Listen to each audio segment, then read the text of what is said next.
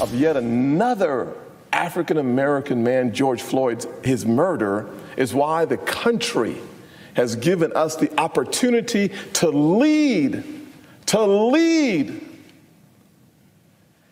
And my friends on the other side just said no. See, as a black guy, I know how it feels to walk into a store and have the little clerk follow me around, even as a United States Senator. I get that. I've experienced that. I understand the traffic stops. I understand that when I'm walking down the street and some young lady clutches onto her purse, and my instinct is to get a little further away because I don't want any issues with anybody. I understand that. But what I missed in this issue is that the stereotyping of Republicans is just as toxic and poison to the outcomes of the most vulnerable communities in this nation. That's the issue. That was Senator Tim Scott's very powerful speech on the Senate floor today after Democrats blocked the Senate Republicans' police reform bill. He joins us with reaction along with fellow South Carolina Senator Lindsey Graham. Senator Graham, he might be giving you a run for your money in Kavanaugh there, and I mean this. First of all, Senator Scott, nobody should be followed in any store because of the color of their skin. That's got to stop. What happened to George Floyd can't happen to any human being. Nobody should be stopped either.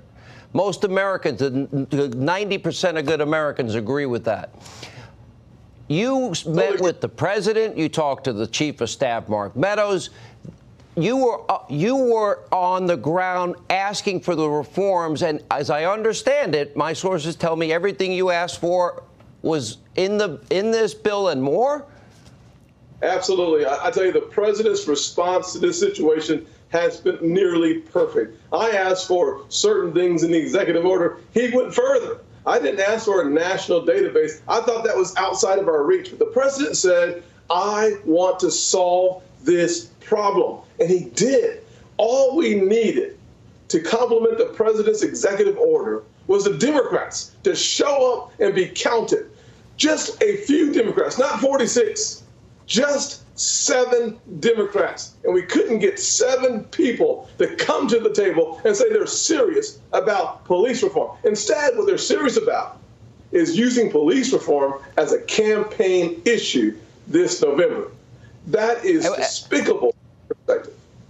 And what did Joe and Barack do after Ferguson, after Baltimore, after Cambridge, after all these? Did they do anything, Senator? Because I don't remember them doing a thing. Not that I can recall, but I do remember one thing that Joe Biden did in 1994. He passed a crime bill that his Democrat opponent said locked up disproportionately African-American men, and it took President Trump to come along through the First Step Act and reverse the carnage, the damage, the disrespect done to the black community. He reversed it. President Trump made up for the bad decisions of Vice President Biden. You know, I got to get out of New York. I'm stuck with Schumer and Gillibrand. I could have Senator Scott and Senator Lindsey Graham, and I'd be very happy. Yeah. Yes, you could. Senator, they haven't done a thing. And I know you are very close as friends, both of you. And I watched this today, and I'm like, they won't even help the president on this? Is there anything they'll do? Well, if you're talking to me, Sean, they'll do whatever it takes to get power. If you need to destroy Brett Kavanaugh's life to keep the seat open, they'll do it.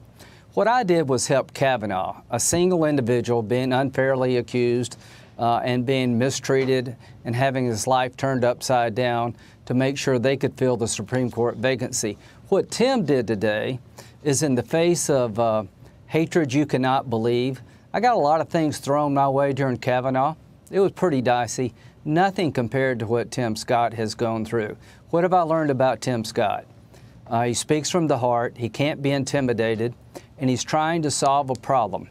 He's experienced things I have not experienced because I'm white. I'm from South Carolina. Tim's from South Carolina. And Tim took to the floor of the United States Senate today to make it better particularly for young black men, and Chuck Schumer basically told us to go to hell. We care more about the election than we do working with Senator Scott. Probably a low point in my career, right on par with Kavanaugh. You know something, Senator Scott? I like to look at Joe Biden's been in politics nearly 50 years. You mentioned his past. What about his past on segregation and praising Robert Byrd? He hasn't, right? That's his past. Also, Lyndon Johnson counted on Republicans for the 64 Civil Rights Act, the 65 Voting Rights Act. And I'm looking at, okay, well, Barack and Joe gave us 17 million more Americans on food stamps, 8 million more in poverty, the lowest labor participation rate since the 70s, the worst recovery since the 40s, the lowest home ownership rate in 51 years. And Donald Trump gave us record low unemployment for every demographic group, including African Americans and African-American youth, opportunity zones that they didn't give us in the 8 years they had power. Add to that criminal justice reform. Add to that now prison reform. Historically black colleges. I like actions, you know. And higher labor force participation rate in the African-American community. Not only did we have unemployment under 6% for the first time under President Trump for African-Americans, we had the lowest unemployment rate pre-COVID-19 for African-Americans, for Hispanics, for Asians, a 60-year low for women. We had this economy on fire because President Trump understands that free markets lead to great opportunities for everybody. Literally, all the votes were rising. This is what's so frustrating. The Democrats continue to have a monopoly on minority votes, and they continue to deliver nothing in return for the monopoly. It's a devaluation of a significant part of the American family, and that's got to stop. I got to move to South Carolina, Lindsay. I don't have very good senators, and we can all go to Hall's Steakhouse together. Amen, and you can pay. I will.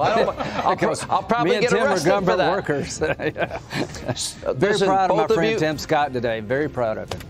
I'm proud of both of you, Senator.